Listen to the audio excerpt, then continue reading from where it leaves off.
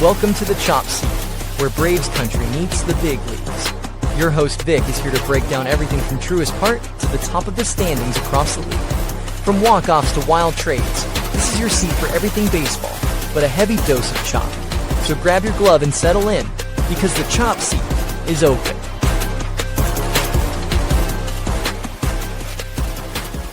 Welcome to the Chop Seat, your favorite place for Braves, baseball, and the rest of the league. I'm your host, Vic, and today is Friday, November 21st. It's been a minute since the last time we spoke, probably about a week and change. But honestly, we were just waiting for things to go down a little bit, things to shake up, so we could actually have something to talk about.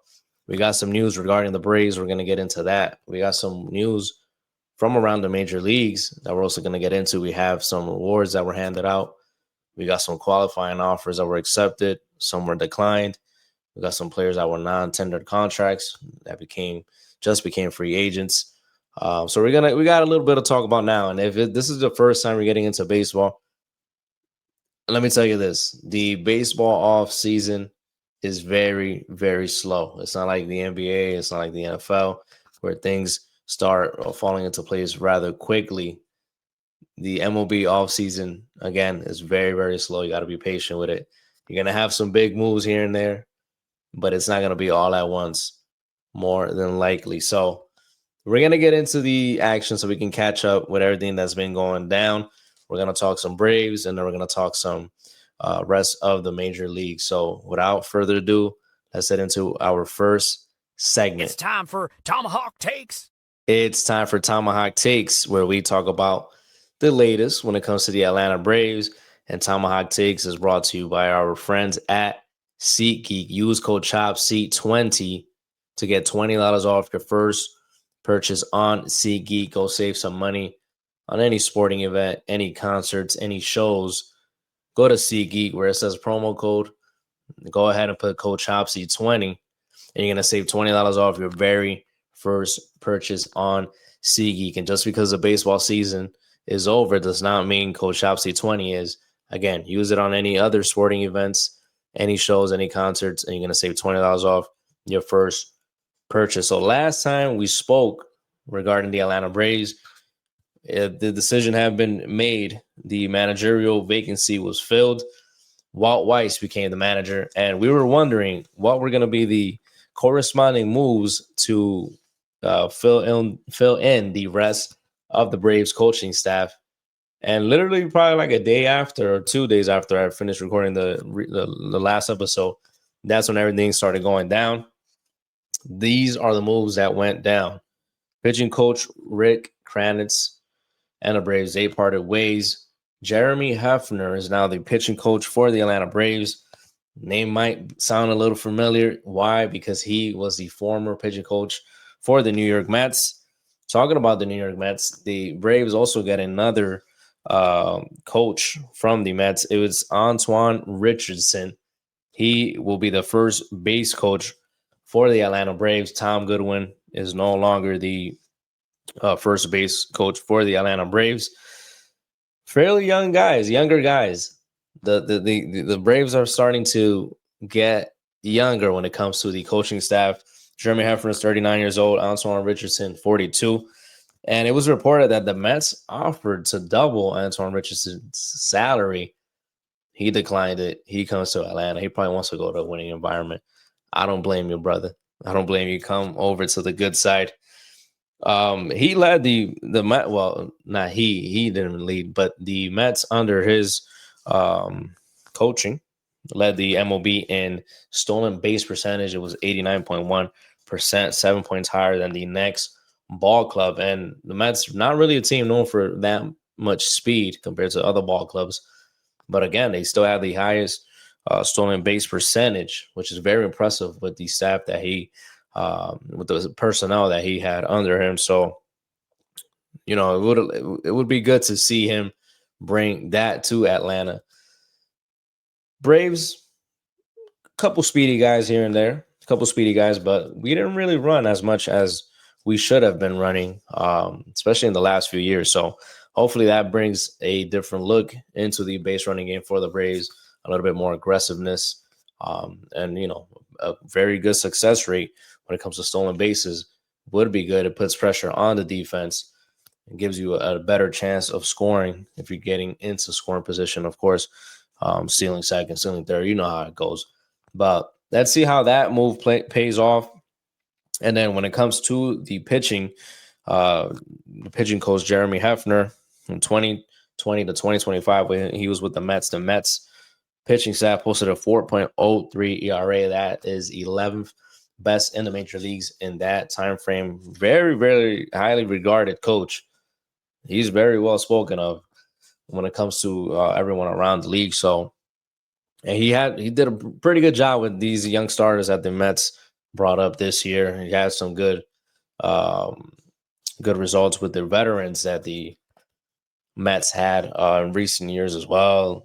So, excited to see what he's able to bring to the table when it comes to the pitching staff for the Atlanta Braves.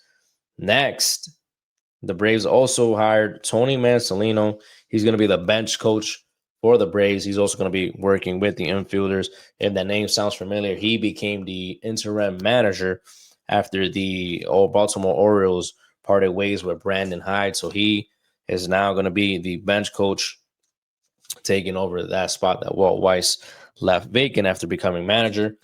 Bullpen coach is going to be J.P. Martinez. He was previously with the Giants. For the third base coach is going to be Tommy Watkins. He's coming over from the Minnesota Twins. He's taking over Freddie Gonzalez. Eddie Perez is going to be a major league coach, as well as Tony Diaz. Darnell Coles is going to be the assistant hitting coach. Tim Hires is going to be remain hitting coach. And then Dustin Garneau, hopefully I'm pronouncing that right, he is going to be the catching coach. So 8 newcomers into the Braves coaching staff. Very, very exciting time to be an Atlanta Braves fan. That is what went down regarding the coaching staff. Last time we spoke, we had mentioned Ozzy Albies. His option was exercised. Chris Sales, of course, as it should be, wants to exercise. They declined options on Tyler Kidney and also Pierce Johnson. I was a little surprised about Pierce Johnson. I thought they were going to pick that up, but it still doesn't mean that they're not able to pick him up on a new contract. Both of those guys. So we'll see. We're going to have to wait and see what they end up doing with them. Jake Fraley, he was claimed by the Tampa Bay Rays, claimed off of waivers. He's heading up to Tampa Bay. Down to Tampa Bay. And then the Braves also claimed Michael Ciani from the St. Louis Cardinals. And today was the deadline for certain players to come to terms to tender. Those players that were tendered contracts before heading into arbitration. I can't even speak. Today was the deadline, 6 p.m.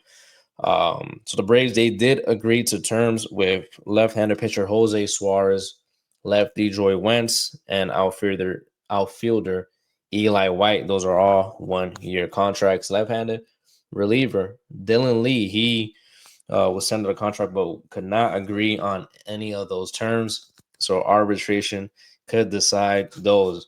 When it comes to non-tenders, Alek Manoah and Carson Ragsdale, they were not tendered contracts. They will be becoming free agents. But then this was the big news. That was today, but the big news came a day or two ago. And it wasn't this one, but I'm going to mention this because this came first. The Braves acquired pitcher Ryan Rollison from the Colorado Rockies for cash considerations. But the two big pieces of news was that Raisel Iglesias would be coming back to the Atlanta Braves. He will be coming back to the Atlanta Braves. He was signed on a 1-year, $16 million contract to be the closer, as I'm assuming. I would like to see them get another closer, though. Maybe a little bit cheaper, maybe Pete Fairbanks.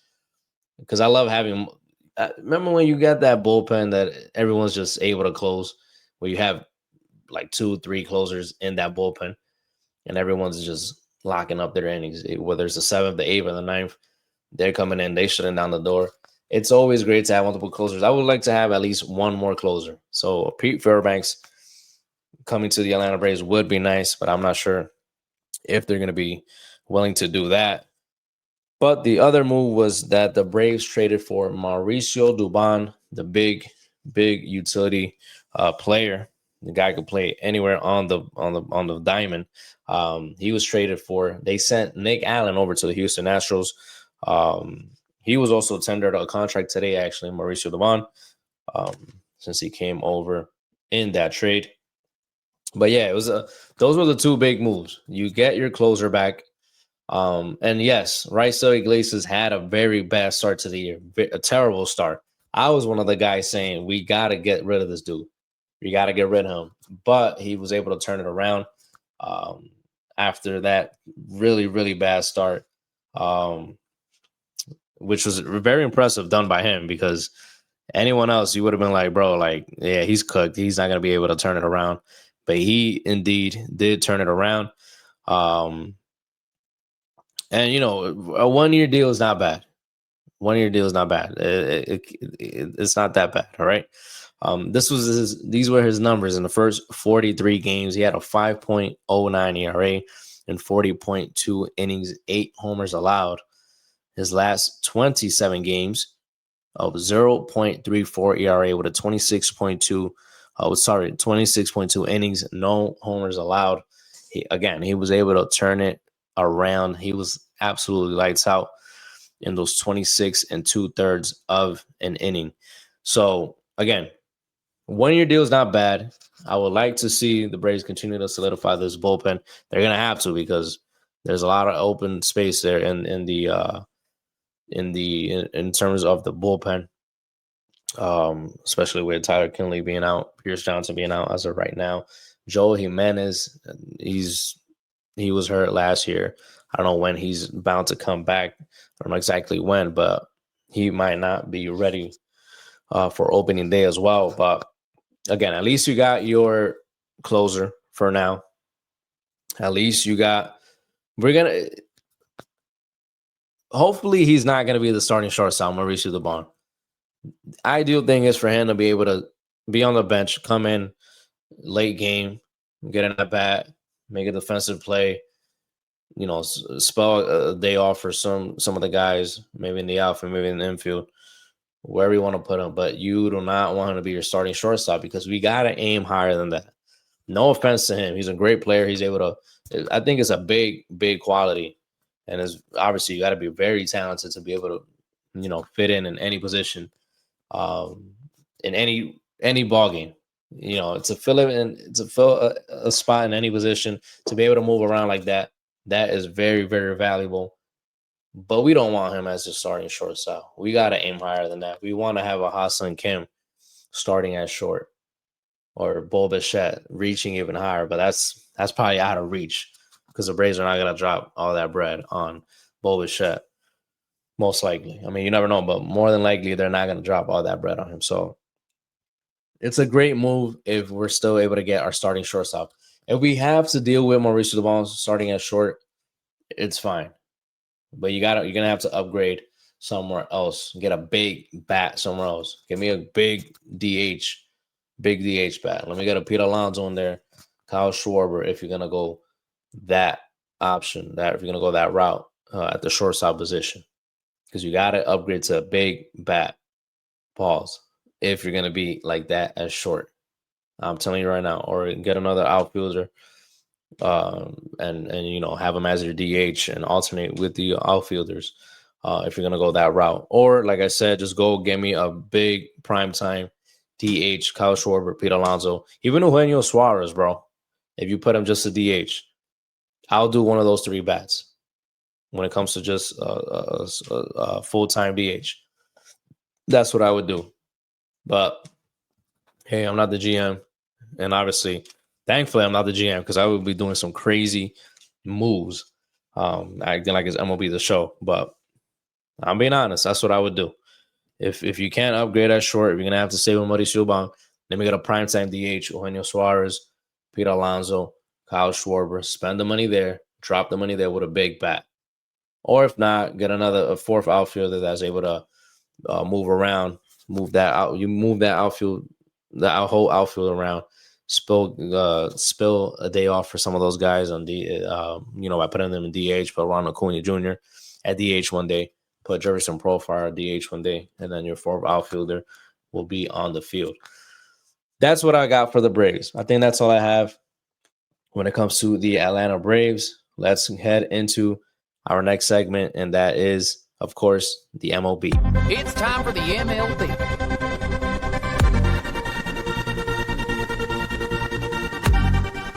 Welcome to the MLB. Talk about the action from around the league. The first one, it was actually Braves related, but I said, you know what? I'm going to leave it for the MLB and not talk about it when we get to Tomahawk Takes. But the first one was the Rookie of the Year awards. The National League, your winner was Drake Baldwin. He led all rookies in the National League with a 3.1 WAR. That was courtesy of Fangraphs. He had a 274 batting average. That was second in the National League. 19 homers, a 810 OPS, a 125 weighted runs created plus. That led all National League rookies to playing at least 100 ball games, and he became the first catcher to win Rookie of the Year since Buster Posey in 2010. In the American League, it was Nick Kurtz, big Amish from the I was going to say the Oakland A's, but we can't say that. From the A's, he had 36 homers, 86 RBIs, 64 extra base hits, 90 runs, 619 slugging percentage, a 1.002 OPS. He absolutely killed it. Absolutely killed it. Guy was drafted last year, came up to the bigs the very next year. He led all rookies with those stats that I mentioned. And he had that crazy game in Houston. If you remember, he went 6 for 6 with 4 home runs in that single ball game. Guy absolutely crushed it. It's going to be an exciting player to watch going forward for the Athletics. Manager of the Year in the American League, it was Stephen Vogt of the Cleveland Guardians. If you remember correctly, there were 11 games back and under 500 on September 4th in the American League Central. The longest, I forgot what I was going to say. They were the farthest away that they were from first place this season was 15 and a half games. But as I just mentioned, there were 11 games back on September 4th. They come back and win the American League Central. Stephen Vogt leads that ball club. Fortunately, their season was ended a bit later in the playoffs. But again, the awards are voted before the playoffs start. So you got to give it to Stephen Vogt there. He led that team back to winning a division title in the National League. It's Pat Murphy of the Milwaukee Brewers. He goes back to back when it comes to Manager of the Year awards. 84 wins was the projected mark for the Milwaukee Brewers. They end up winning 97, the most in the majors this year. That was after having an 0-4 start. They lost 6 starters. They had 3 big win streaks, an 8-game win streak, 11-game win streak, and a 14-game win streak, a franchise record. And he just led this ball club. I don't know how they do it. Milwaukee, sometimes you feel like, you know what, I don't think they got it this year. But they're always consistent. They're always figuring out ways to be successful, to be a great ball club. And that's exactly what they did under Pat Murphy. Heading over to the Cy Young Award. In the American League, of course, Tarik Skubal wins the Cy Young. That's his second. He goes back-to-back. He went 195 and a third of an inning, 187 ERA plus. Is he going to have a three-peat next year? We're going to have to stay tuned for that one. And in the National League, it was Paul Skeens winning his first career Cy Young, a unanimous one. At that, he had a 1.97 ERA and 187 innings, 187 and 2/3 innings pitched. Very, very great season for him. And Tarik Skubal as well. So congratulations to those guys. And then the big award, the MVP award in the American League. It was between Aaron Judge and Kyle Raleigh. You couldn't go wrong. You couldn't go wrong. Personally, I would have gone with Kyle Raleigh just because, again, everything he did as a catcher, it's immeasurable, man. This guy, you can't quantify what he did as a catcher and putting up those numbers that he did offensively. But again, like I said, you couldn't go wrong. Aaron Judge had a monster season as well. And if he wasn't hurt, his numbers would have been even crazier. But Aaron Judge, he led the American League in runs, batting average, on base percentage, slugging percentage. He had 53 homers in the year, 114 RBIs. So congratulations to Aaron Judge. All rise. And Kyle Raleigh, shout out to Kyle Raleigh, man, hitting those 60 bombs. Or 62, whatever it was. Can't remember correctly. I think it was either 60 or 62. He absolutely killed it. The National League, of course, is Shohei Ohtani. The show goes on. That's his third MVP in a row. It was unanimous. 55 homers. He led the National League in runs, total bases, slugging, OPS, and he had a 2.87 ERA in 14 starts. Of course, he was back on the mound. There were some other awards that were given out. The Play of the Year was given to Denzel Clark. If you haven't seen that one, go to YouTube, go to MLB.com. I'm pretty sure it's going to be there. Entertainment of the Year, Vladdy Guerrero Jr. takes that one home. MLB Executive of the Year, it's Matt Arnold of the Milwaukee Brewers. The Hank Aaron Awards, they go to Aaron Judge and Shohei Ohtani. The Mariano Rivera, Trevor Hoffman Reliever of the Year Award goes to Edwin Diaz of the New York Mets and Aroldis Chapman of the Boston Red Sox. The DH Award, the Edgar Martinez DH Award goes to Shohei Ohtani. And the Comeback Player of the Year Award goes to Jacob deGrom of the Texas Rangers and our boy, Ronald Acuna Jr. of the Atlanta Braves. Those were all the awards, guys. Those were the awards. So we're caught up with that. And then we have some other moves that were done around the league. We have some other moves. The Mariners, Seattle Mariners, they get Josh Naylor back. He's going to be over there at first base. Who else? The Baltimore Orioles and the Los Angeles Angels, they made a trade. Grayson Rodriguez, former first-round draft pick, he was out the entire 2025 season. He was traded over to L.A. With the Angels. Taylor Ward, he's heading over to Baltimore. Very, very solid guy. One of my fantasy outfielders in the last 2 years, actually. The last 2 years I've had him on my fantasy teams. .792 OPS, 36 homers. He's going to be a free agent after 2026. Perhaps why the Angels were willing to trade him over to Baltimore. 4 players accepted the qualifying offers. Qualifying offers this year were about $22 million. The first one was Trent Grisham. He is going to be staying in the Bronx with the New York Yankees. Big season for him. Had 34 homers in the season. Is he able to replicate that again? We're going to have to wait and see. Brandon Woodruff, he's staying in Milwaukee. He accepts his qualifying offer. Gleyber Torres, Yankees legend, he accepts his offer. He'll be staying in Detroit. And Shota Imanaga will be staying with the Chicago Cubs. There were some players that declined their qualifying offer. Remember, if they're picked up by another team, their former team gets a compensation pick, a draft compensation pick at that. Kyle Schwarber, he declined his qualifying offer. Kyle Tucker declined his. Ranger Suarez, Framber Valdez, Bo Bichette, Edwin Diaz, Dylan Cease, Michael King, and Zach Gallen. All those guys declined their qualifying offers.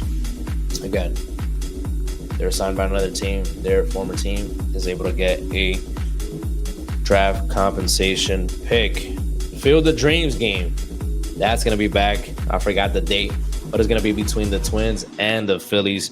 We took a few years off from the Field of Dreams game, but it's going to be back, and it's going to be on Netflix next year. Yes, you heard that right. Netflix. It was a 3-year media rights agreement with ESPN, NBC, and Netflix. There's going to be about 30 games throughout the season shown on ESPN. They'll be able to sell and distribute MLB.TV through ESPN. That's what they got in their agreement with the MLB. NBC is going to be hosting Sunday Night Baseball. Yes, Sunday Night Baseball. And they're also going to be having the first round of the playoffs. So no more Sunday Night Baseball on ESPN, guys. That's going to be now on NBC. And I'm pretty sure you're going to be able to stream it on Peacock. So if you have Peacock, makes it easier to be able to stream from your mobile devices. Then Netflix is going to be hosting the WBC games in Japan. They're also going to have the home run derby, and they're going to have other special games given on Netflix. So again, you have Netflix, you're going to be able to stream from your mobile device as well. That makes it very, very easy to watch these ball games, which I'm excited for because I didn't have ESPN Plus, so I was not able to watch any of these games. That early Sunday game matinee thing on Roku, that's done with. That's not happening. I don't even think dudes were watching those games, bro. I wasn't watching those games, bro. That's too early. Like, come on, bro. So yeah, so that's gonna be that. And I saw something else when it came to the I think it's the what's the little league game called? What's the town in PA with the Williamsport, the Little League Classic? I think it's between the Braves and someone else, but I'm just blanking out right now, like a bozo. Let's see if I can find it real quick. I'm probably not gonna find it, but it's okay. We got a nice techno beat here in the background when it comes to the MLB. For some reason, I can't find it, guys. That's my apologies. I'm gonna give it a few more seconds. Here it is, Little League Classic, August 23rd. The Atlanta Braves against the Milwaukee Brewers. So that should be exciting. That should be exciting. And for Braves fans, this is not. I should have said this earlier when it comes to Tomahawk Takes. But for Braves fans, the Braves Fest is back. I think they took a break on that as well for a couple years, or maybe it was just a year. But that's going to be January 31st. They also have the Braves Gala. If I'm able to stack up some money, I'm going to hit up that Braves Gala. I'm going to go over there. Fly, baby. But we'll see. I got a few months to save up, try and save up for that. So we'll see if I'm able to hit that up. Another thing I want to hit up, and this is in the near future, it's the Braves Fantasy Camp, where you become a major leaguer for a weekend. It sounds corny, bro, but I would love to do it. It's pretty pricey, but I would love to do that. I might have to start a freaking GoFundMe for that. But I heard this year they're going to play other fantasy camps. So I think they're playing the Yankees fantasy camp and some other teams fantasy camp as well. They're going to be having games playing against each other. That sounds fun. That is lit. So that's something I want to do as well. So we'll see. We'll see if I'm able to do that at some point. Again, I might start a GoFundMe page just for that. See how far we can get when it comes to that. But I think this is all I got, guys. This is all I got. Let me see if I could get some quick news here. Let's see here. The Rangers, they non-tender Adolis, Garcia, and Jonah Heim. The Diamondbacks, they re-signed James McCann. Angels, they hired Brady Anderson as their hitting coach. Who else? Jonathan India and the Royals, they avoid arbitration. What else we got? Giants acquired Joey Weimer. Phillies claim Pedro Leon. Twins acquire Alex Jackson and avoid arbitration with Justin Topa. Let's see what else we got here. I'm trying to make it quick here. Let's see. Royals signed Alex Lang. Let's see. I think that's all I got, guys.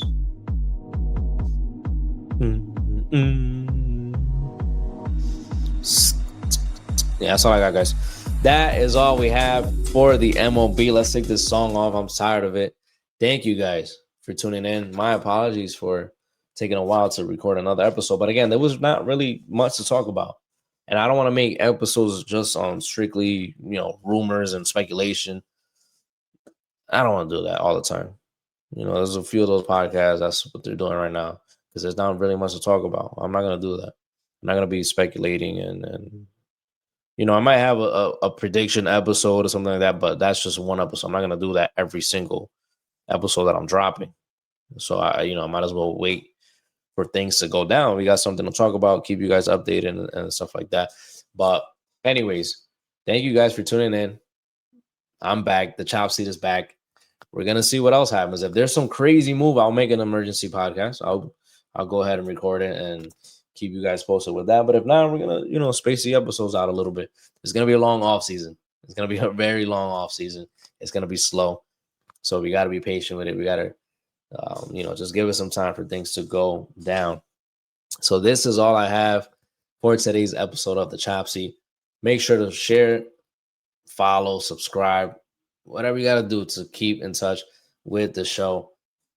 On Instagram, it's at the Chop Seat Pod. On TikTok, Facebook, and Twitter, it's at the Chop Seat. And on YouTube, it's at the Chop Seat as well. You can find the show on Apple Podcasts, Spotify, iHeartRadio, wherever else you listen to podcasts. The Chop Seat should be there. Not the Chop Sheet, but the Chop Seat should be there as well. And again, if there's anyone that you know that loves baseball, share the show with them. Tell them about Vic and the Chop Seat. And I would appreciate that very, very much. And last but not least, if you're buying any tickets, remember, go to SeatGeek and use code CHOPSEAT20 to save $20 off your first purchase. That's all I got for you guys. Thank you very much for tuning in. And we will see you next time on the Chop Seat.